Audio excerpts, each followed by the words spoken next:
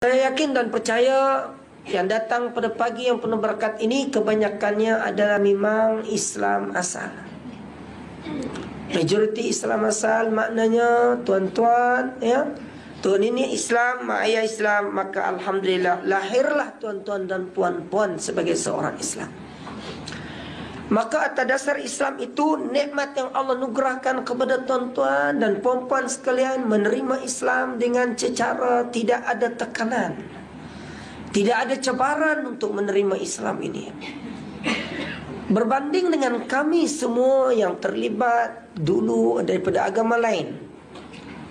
Sahabat-sahabat saya di antaranya Al-Fadil Ustaz Farid Rabi Abdullah dulu bukan beragama Islam. Ustaz Ridwan Tia Abdullah dulu bukan beragama Islam. Ustaz Anwang Seng dulu bukan beragama Islam. Saya sendiri di zaman jahiliyah dulu, Allah takdirkan saya dilahirkan dalam suasana agama Kristian. Dari sebelum saya meneruskan sedikit program kita pada tengah hari yang pagi yang penuh berkat ini, izinkan saya untuk bertaaruf dengan tuan-tuan dan puan-puan, ibu bapa rahimakumullah. Istilah peribahasa tak kenal maka tak cinta. Saya sejak umur 7 tahun sudah dilatih menjadi tentera Jesus, yang mana pagi kita pergi sekolah kerajaan dan petang pergi ke gereja. Sehinggalah saya bersekolah Kristian selama 8 tahun dan dilatih menjadi Freemason. Dan saya pernah memegang jawatan sebagai ketua kepada gerakan pemuda-pemudi Kristian yang berpusat di Lawas. Dan seterusnya saya melanjutkan pengajian ke Bandung dan juga di Surabaya dalam bidang Freemason.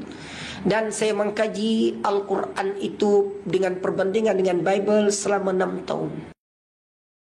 Dan saya terlibat untuk mengkaji perbandingan agama Islam, Kristian, Buddha dan Hindu. Oleh sebab itu alhamdulillah, di antara kejayaan saya mengislamkan bukan saja mak dan ayah saya, malah setakat hari ini alhamdulillah lebih 2,000 orang Ustaz islamkan dah, di atas pelajaran yang saya pelajari dalam bab perbandingan agama ini. Sekembali daripada pengajian di zaman itu, di antara kerja saya mendapat satu gelaran baru dengan nama saya dalam Kristian dulu, Pastor Yohanes. Di antara tugas saya ialah menggantikan tempat ayah saya untuk sembahyang di gereja. Ayah saya merupakan, dia adalah ketua kepada 15 buah gereja. Dan selain daripada itu, di antara kerja saya ialah membaptiskan orang dalam majlis yang disebut sebagai pengampunan dosa. Jadi setelah berkecimpung beberapa lama dalam perkara tersebut, dan saya pernah membawa gerakan Freemason ini selama 2 tahun, masuk ke kampung-kampung, ke daerah-daerah, ke negeri-negeri, tidak terkecuali Bumi Semenanjung ini merupakan persinggahan bagi kami di zaman itu, sebelum pergi bertemu dengan rakan-rakan Freemason daripada Singapura. Oleh sebab tu, tidak keterluan saya nak nyatakan kepada tuan-tuan, kita pernah jumpa dengan salah seorang padri daripada Persekutuan Kristian Melayu, iaitu bekas padri, sekarang dia masuk Islam balik, iaitu saudara Father Joseph Saleh Omar. Jadi pagi ni saya tak nak cerita bab sangat bab Ramadan ni, pasal ustaz-ustaz semua dia sebut. Kita buat kelainan sikit. Hak tuan-tuan perempuan pun dah 30 tahun dah puasa tak ke Ramadan, tak ingat lagi kot. Nah, cerita Ramadan. Orang Penang kata ceroi, ustaz si Ramadan, kata dia. Okay. Maka dalam keadaan semikian tuan-tuan, apabila saya berkecimpung dalam bidang ini, ada 3 punca utama yang menyebabkan saya ragu-ragu dengan agama saya. Dan seterusnya, sebab saya, mengapa saya meninggalkan salib, meninggalkan gereja, pilih masjid. 3 punca utama yang menyebabkan saya, kalau orang-orang Pening kata kalih dah. Nah, maknanya apabila saya tahu bahawa saya mengkaji demi mengkaji, buat perbandingan Al-Quran dengan Bible, mengkaji perbandingan agama, punca utama yang saya kalih daripada agama saya kepada agama Islam ni, 3 agama ni saya belajar. Agama Buddha, dia bertuhan kepada Tuhan lebih pada 3 oknum. Agama Hindu pun sama juga. Tuhan dia pun lebih pada 3 oknum. Tuhan Siva, Tuhan lah. Saya buka lembaran demi lembaran dalam Al-Quran. Pandangan Al-Quran berkaitan dengan Trinity itu sendiri. Jadi apabila saya berada di gereja, saya pimpin sembahyang dengan berdoa, wahai Tuhan Bapa di syurga, dengan berkat Engkau mengutuskan anak Engkau yang telah mati di palangkau salib dengan darahnya mengalir. Lebih kurang begitulah bunyi dia, tuan-tuan. Jangan hafal, syirik. Maka dalam keadaan sedemikian, yang pertama sekali saya jumpa dalam Al-Quran. Apa pandangan Al-Quran tentang konsep ketuhanan Trinity dalam Bible itu sendiri. Allah berfirman dalam Al-Quran dalam suratul Maidah, A'udzu billahi minasy syaithanir rajim. Laqad kafara alladziina qalu innallaha tsalitsu tsalasah. Kafirlah kata para ulama yang menyatakan Tuhan. Pandangan Al-Quran tentang konsep Yesus sebagai juru selamat ataupun Yesus sebagai anak Tuhan. Dalam surah As-Saff Allah berfirman, Wa idh qala Isa ibn Maryam ya bani Israil inni Rasulullah ilaikum musaddiqan lima baina yadayya minat Taurah wa ilal akhir ayat. Apa kata Isa bin Maryam? Pandangan dalam Al-Quran dikabarkan, dan tak kala Isa bin Maryam berkata kepada kaum Bani Israel itu, wahai kaum Bani Israel, sesungguhnya aku dia sebagai Rasul dan bukannya anak Tuhan. Maka atas dasar itulah pertama sekali saya cakap dengan ayah saya, bapa, saya nak tanya satu soalan. Bapa hantar saya ke sekolah perbandingan agama dan saya temui kebenaran dalam Islam, dalam bab akidah ini. Saya kata, apa jadi dengan agama kita Kristian? Betul ke Tuhan ini tiga dalam satu, satu dalam tiga, Pak? Tuhan beranak dan Tuhan mempunyai bapa. Kalau Tuhan beranak dan mempunyai bapa, Pak, maknanya dia sama dengan manusia. Lalu ayah saya cakap, kamu jangan tanya soalan ini, bahaya katanya. Nanti bapak punya dari ada elau ni gereja. Nanti padri tahu katanya. Kan? Itu satu. Dan yang kedua yang menyebabkan saya pilih Islam ni, iaitu dalam bab pengampunan dosa. Bila ayah saya sakit, di antara tugas saya ampunkan dosa orang. Di gereja tu tuan-tuan kiri apa laki-laki perempuan datang sorang-sorang pergi mimbar, diceritakan segala kaibannya. Lepas tu kita bawa pergi kolah di gereja. Di belakang gereja tu kadang-kadang dia ada kolah untuk bebak baptis. Kemudian kalau tak ada kita buat pergi sungai. Kemudian bawa pergi kolah, bawa pergi sungai, kita tenggelamkan dia, air lebih kurang peras dada, saya pun letak tangan di atas kepala dia. Tuan-tuan pernah tengok tak orang membaptis ni? Tak pernah tengok nah. Baik, ustaz nak tunjuk. Tapi tolong jangan salin. Nah, saya pun letaklah tangan kanan saya di atas kepala dia. Saya pun kata begini, dengan berkat Tuhan Bapa di surga mengutuskan anak yang mati di palangkau salib, maka dosa tuan puan diampun oleh Tuhan Bapa di surga. Maka dia tenggelamkan dia, saya tenggelamkan dia, timbul bagi minum holy water, dapat ampunlah dosa dia. Senang tuan-tuan, syirik. Itu sama. Kemudian saya balik ke rumah lagi. Saya tanya bapak saya tanya padri-padri yang kecil, padri yang besar pun kita tanya. Saya tanya pada ayah saya kata, Pak, cuba kita fikir betul-betul. Adakah mungkin mana pasal dalam Bible yang autoriti kita ni sebagai pastor, sebagai padri boleh mengampunkan dosa orang? Mana ada pasal dalam Bible? Buka dalam New Testament, dalam Old Testament. Bapak saya dia tak berjawab persoalan itu. Lepas tu dia diam. Persoalan yang ketiga, Bible itu sendiri. Bible itu tuan-tuan, di tangan saya ada 5 buah Bible. Bible dalam bahasa Tamil, dalam bahasa Cina, dalam bahasa Melayu, dalam bahasa Inggeris, dalam bahasa Kadazan. Dia bukan diterjemah daripada bahasa Hebron, bahasa Injil. Dia telah dicetak, ditulis dalam bahasa itu sendiri. Sekali lagi saya tanya bapak saya, Pak, Bible yang ada di tangan kita ni banyak sangatlah bahasa dia. Yesus ni pandai ke dia cakap bahasa Kadazan ni, Pak? Entah, saya pun tak tahu, kata dia. Bapak saya tanya bapak saya pun tak tahu, kata dia. Maka atas itulah saya kata, bapak, kalau macam inilah, saya dah banyak berdebat dengan ustaz-ustaz ni. Bapak doakan saya, moga-moga saya berdebat, saya akan bertemu dengan seorang ustaz untuk menguraikan persoalan ini. Kerana saya tanya kepada rakan-rakan yang lain, padri-padri kecil tak dijawab. Malah padri besar pun, padri besar tuan-tuan tahu, sahabat saya juga pergi di Vatican City di Rom, di Itali, iaitu Ustaz Tajuddin Usman. Dia ni kalau balik ke Sabah kena bunuh, tuan-tuan. Sekarang ada di Melaka sekarang. Nah, oleh sebab itulah saya tak sampai ke Vatican City, kerana saya meluk Islam awal. Maka dalam keadaan semikian, saya bertemu dengan seorang ustaz. Saya pergi gereja lagi, tapi saya berdoa. Apabila saya berdoa, saya kata, Wahai Tuhan Bapa di syurga, dengan berkat Kau mengutuskan anak Engkau yang darahnya mengalir di kayu salib, Engkau tunjukkan kepada kami jalan yang lurus. Pastor dan sister yang lain tergemam. Dia kata, Pastor Yohanes, kenapa you berdoa macam ini? Saya kata, salahkah kita minta jalan yang lurus? Rupa-rupanya ada hikmah, tuan-tuan. Puan-puan sekalian, saya dipertemukan oleh Allah SWT seorang ustaz Mutakaris bin Jamiatul Azhar, berdebat dengan dia secara tertutup. Jadi orang Islam ada, orang agama pagan yang Kristian pun ada. Jadi saya kata kepada ustaz, saya dah kaji Islam ni selama 6 tahun, 8 tahun saya terlibat dalam pengkajian agama. Saya kata, saya nak minta pada perdebatan kali ini yang ke-9, saya kata, saya minta ustaz jawab 3 persoalan besar. Kalau ustaz berjaya menguraikan persoalan ini, insya-Allah saya akan masuk Islam. Saya tak sebutlah insya-Allah masa tu, tuan-tuan. Kan? Maka apabila saya tanya persoalan tentang Trinity, dia boleh jawab. Sampai Z boleh jawab. Bila saya tanya tentang baptis, bila saya tanya tentang kitab, dia boleh jawab. Rupa-rupanya ustaz ni dia belajar perbandingan agama di Mesir. Dia fakulti Usuluddin. Orang yang belajar Usuluddin ni, dia belajar tentang selok biluk sejarah agama dunia, agama samawi pun dia belajar.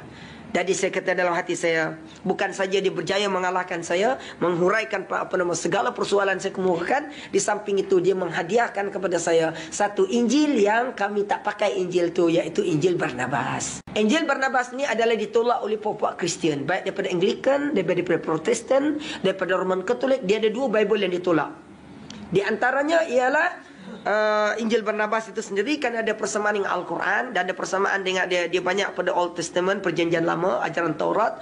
Dan yang kedua, Bible yang iaitu Bible dalam bahasa Inggeris, The Wisdom of Jesus. Dia periwayatan. Maka dalam keadaan semikian, apabila saya kalah, saya kata kepada ustaz tu, mungkin ini sebab saya menerima Islam, ustaz saya nak masuk Islam. Dia kata, jangan dulu.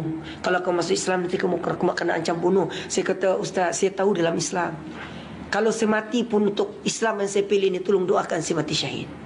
Saya pun masuk Islam, tuan-tuan. Bila saya masuk Islam, apa yang terjadi? Rumah ustaz tu dikepung oleh puak-puak Kristian. Sehingga masuk surat khabar pengislaman, saya dan ustaz tu sendiri dihalau balik ke Semenanjung. Zaman itu isu sensitif yang dimain ialah Malaya, zaman pemerintahan Datuk Joseph Faring Kitingan.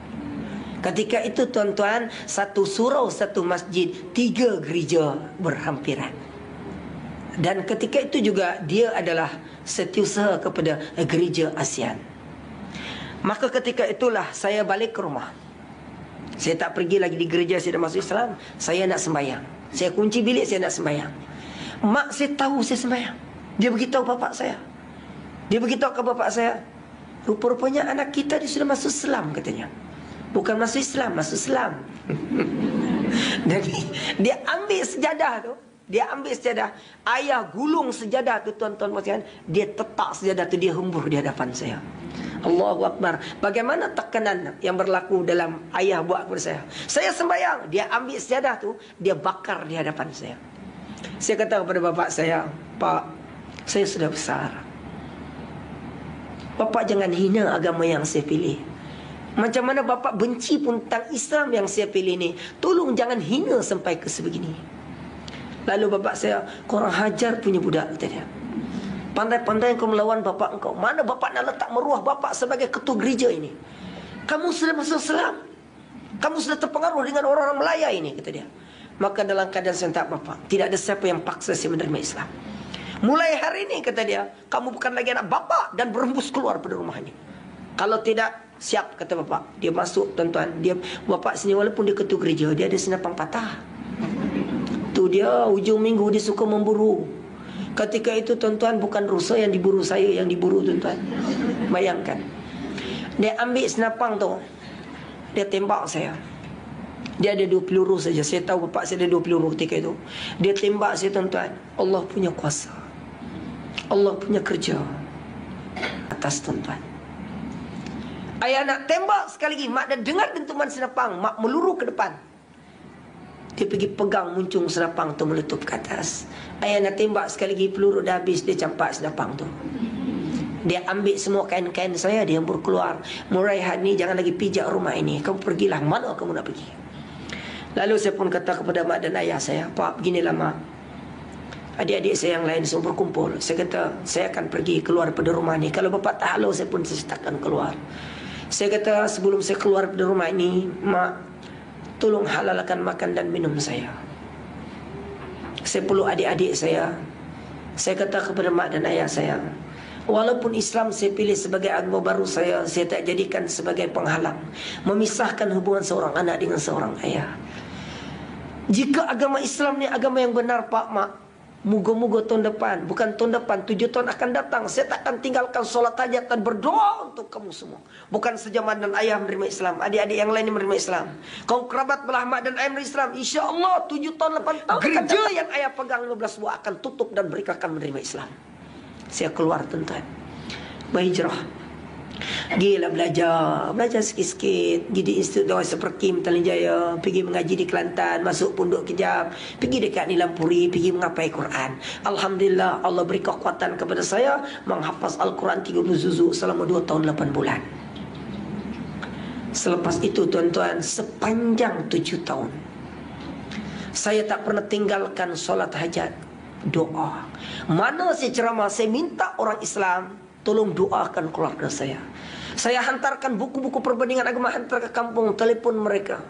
Saya beri alamat kepada Ustaz di Semenanjung yang saya kenal, pergi berdebat dengan ayah saya. Penantian saya tidak terlalu lama.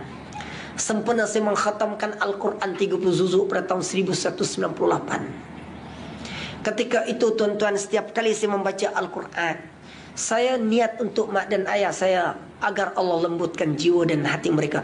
Ini keajaiban Al-Quran tuan-tuan. Apabila saya baca Al-Quran, saya mengkhatamkan Al-Quran, ramai tuk guru saya yang saya baca Quran. Di antara tuk guru saya itu ialah saya sempat tasmi 5 juzuk, di antaranya Al-Fadil Ustaz Datuk Firdaus Ismail Al-Hafiz. Tuk guru saya lah tu. Tapi anak murid dia tak ikut perangai macam dia pun. Maka dalam keadaan sedemikian tuan-tuan, apabila penantian saya 7 tahun, mak nangis telefon. Dia kata, nak baliklah, kamu dah lama sangat tak pernah balik, mak sayang kat kamu. Mengingatkan saya tuan-tuan tentang kisah Fir'aun dengan Nabi Musa. Sejahat mana pun Nabi Musa, Nabi Fir'aun, ya, akhirnya Allah Subhanahu Wa Taala ilhamkan kepada ibu Nabi Musa alaihissalam. Bila Nabi Musa alaihissalam lahir, Allah ilhamkan kepada ibu Nabi Musa itu hanyutkan Nabi Musa di sungai Nil. Lalu yang menemui Nabi Musa alaihissalam adalah isteri Fir'aun yang beriman dan bertakwa kepada Allah. Sebengis-bengis mana Fir'aun pun nak bunuh anak-anak yang lahir daripada perut ibu-ibu yang mengandung di kaum Bani Israel. Akhirnya dengan isteri yang beriman dan bertakwa pada Allah, membesar juga Nabi Musa AS di istana Fir'aun. Begitu juga mak saya. Saya letak syarat. Saya boleh balik mak, tetapi saya letak syarat. Pertama sekali saya nak balik, saya nak pastikan mak menerima Islam dulu. Mak kata, baliklah dulu, kita kira kemudian. Saya pun balik tuan-tuan, balik dengan penuh keazaman. Pendek cerita, alhamdulillah, saya Islamkan mak saya. Bila saya Islamkan mak saya kata kepada bapak saya, Pak, mulai hari ini bapak dengan mak tak boleh duduk sebumbung, Pak. Kurang hajar punya budak ni. Ini yang kau bawa, kata dia. Pandai-pandai kau pisahkan bapak dengan mak kau, kata dia. Islam apa ini, kata dia. Saya kata, ini hukum Pak, minta maaf, saya kata. Kemudian saya pengaruhi adik-adik saya yang lain masuk Islam semua, alhamdulillah. Bila adik-beradik saya bina kekuatan daripada dalam. Saya hantar adik saya mengaji di Rusila, di Terengganu. Saya hantar adik saya mengaji di Kelantan. Saya hantar adik saya seorang mengaji di Ar-Razi di Pulau Pinang ini. Alhamdulillah, ustazah adik saya pun dah 2 orang dah. Bina kekuatan dari dalam. Apabila setahun bap dan ayah saya tidak bersama tuan-tuan, akhirnya bapak saya sakit. Tak pergi gereja untuk sembahyang, memimpin, mengampun dosa orang, tak pergi dah. Saya kata kepada mak saya, mak, pujuk bapak tu. Saya bimbang dan risau sangat dia mati dalam keadaan kafir. Maka peranan mak saya, alhamdulillah tuan-tuan, Allah punya kuasa. Allah punya kuasa. Bila ayah saya ni sakit tuan-tuan, dia pernah didatangi ke hospital. Lalu bapak saya kata, susah sangat menerima Islam. Saya kata, Pak, bukan susah. Ini adalah Allah SWT akan uji ayah menerima Islam. Ingat tak bagaimana tekanan yang bapak buat ke atas saya? Ayah dulu halau saya daripada rumah 7 tahun saya tak balik, Pak. Ingat tak? Bapak nak tembak saya. Begitu juga Bapak, Allah akan uji karena Allah dah berfirman dalam Al-Quran. Hasiban nasu ayyutraku ayyaqulu amanna wa hum la yuftanun. Adakah manusia mengira dia beriman sedangkan tak diuji keimanan lagi? Sesungguhnya Pak, orang-orang terdahulu diuji oleh Allah. Orang-orang generasi awalnya Nabi dakwah mereka ini memeluk agama Islam. Di antara yang tekanannya begitu dahsyat ialah apa yang berlaku pada Sayyidina Bilal, Sumayyah. Sayyidina Bilal, Pak, saya kata, Sayyidina Bilal dijemur di tengah panas yang terik. Matahari memancar begitu panas. Badan Sayyidina Bilal diletak batu besar di dada dia. Dengan keadaan tidak berbaju. Dijemur di tengah panas yang terik. Ada riwayat mengatakan kaki Sayyidina Bilal ini diikat dengan tali. Dan tali pula diikat dengan 2 ekor kuda. Dan kuda itu diarah lari pada arah bertentangan. Akan tetapi apa yang keluar dari lisan Sayyidina Bilal? Ahad, Ahad. Ayah saya pun senyum, Alhamdulillah. Hari ini tuan-tuan keluar juga kalimah Ahad ni segelintir orang Islam. Kebetulan hari Ahad nak cuti sembahyang subuh. Bangun sembahyang Ahad, kata dia tarik selimut. Bukan kat sini lah, tempat lain insyaAllah. Sumayyah, anak dia berdiri di hadapan. Di hadapan dia adalah kuali yang menggelegak yang besar. Anak dihemban dalam satu persatu. Ibu-ibu sekalian, anda semua tidak akan menghadapi rintangan ini. Apa kata Sumayyah? Kalau anak saya habis dihumban dalam kuali yang menggelegak, harta diri saya sendiri, saya sanggup demi mempertahankan nikmat iman dan Islam. Itu dia seorang muslimah yang sebenar. Cabaran kita ni sikit ya pun. Anak tak pakai tudung Anak nakai sikit tak nak mengaji. Tu je. Hak cabaran paling besar, suami jadi YB. Naik pangkat sikit, ada pengaruh sikit, sibuk nak kahwin. Okay? Saya rasa tak ada apa persembaran sangat. Maka dalam keadaan sedemikian tuan-tuan, Alhamdulillah, kita perkasakan usaha dakwah. Ayah saya mewakafkan tanah 4 ekar. 2 tahun yang lepas, 3 tahun yang lepas, Al-Fadhil Tuan Guru Ustaz Subri Arsyad datang ke sana, pecahkan tanah. Alhamdulillah, pada bulan 7 yang lepas, Ustaz Subri datang sekali lagi. Kita atur program dakwah di 20 buah kampung. Selama 6 tahun saya buat usaha tuan-tuan. Alhamdulillah, daripada 8 buah kampung, daripada 20 buah kampung yang kita rempuh tu, 15 buah gereja yang saya pegang tu, 10 tutup kesemuanya memeluk agama Islam. Dan saya bertanggungjawab untuk mengislah mereka, mentarbiah mereka dengan membuka pesantren, membuka madrasah tahfiz secara percuma kepada saudara baru, anak-anak mereka dan juga saudara-saudara lama. Jadi tuan-tuan tengok dalam kerja-kerja dakwah yang saya usahakan dalam pamflet. Jadi Alhamdulillah, bila saya dah bina kekuatan pada dalam, Islamkan keluarga saya buat kerja-kerja dakwah di pendalaman, barulah saya pergi belajar di Azhar. Pergi belajar di Azhar, Alhamdulillah Allah beri kekuatan kepada saya. Satu subjek pun saya tak pernah sangkut setiap tahun. Balik dapat tawaran pensyarah 3 universiti. Saya tolak kerana saya sayang yang kerja dakwah ini. Saya pernah kerja di Jawi, saya pernah kerja di Jabatan Agama Islam. Saya kata cukuplah, pengalaman yang lampau saya tak mau terikat. Saya tidak mau dikungkung. Maka dengan kesempatan yang sebegini, saya bebas bergerak. Saya pergi di Australia, di Brunei, untuk sampaikan mesej Islam. Oleh sebab kalau saya berada di Semenanjung, jumpa dengan orang Islam Melayu, kerana saya sayang ni orang Islam Melayu ni. Orang Islam Melayu ni Alhamdulillah tuan-tuan ni akhlak baik ya. Kalau saya pergi mana pun tuan-tuan, saya pergi Sudan, pergi di Jordan, pergi di Mesir ya, di Mekah sendiri, bila orang tanya ya, dia kata menen anta Malaysia asan nas, dia kata orang terbaik. Dia tak tunjuk ke orang Kadazan dusun dah. Bila sebut Malaysia ni tuan, orang Melayu. Maka Alhamdulillah tuan-tuan ya, oleh sebab itulah saya memeluk agama Islam bukanlah kerana paksaan kerelaan saya sendiri, dan saya juga masuk Islam bukan kerana masuk Melayu. Tapi Alhamdulillah Allah SWT takdirkan saya kahwin dengan orang Melayu. Jadi tak ada can nak jadi menantu. Saya dah kahwin dah makcik, tapi kosong ada 3 lagi. Anak pun taklah ramai sangat, baru setakat ni 9 orang ya.